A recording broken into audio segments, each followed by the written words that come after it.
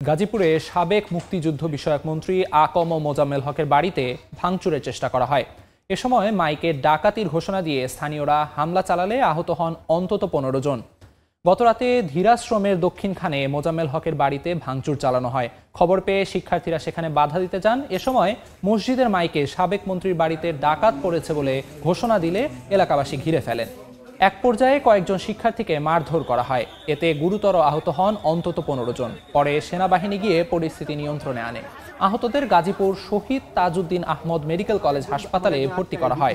রাতেই ঘটনাস্থল পরিদর্শন করেন জাতীয় নাগরিক কমিটির মুখ্য সংগঠক সার্জিস আলম ও বৈষম্য বিরোধী ছাত্র আন্দোলনের আহ্বায়ক হাসনাত আবদুল্লাহ।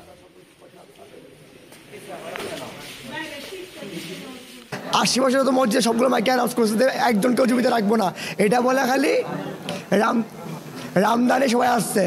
এখন চাঁদিতে ঘেরাও সব বাড়ির ভিতরে ঢুকছি আমরা। প্রশাসন এই ঘটনার 2 থেকে আড়াই ঘন্টা পরেও স্টেপ নিতে তারা অবহেলা করছে।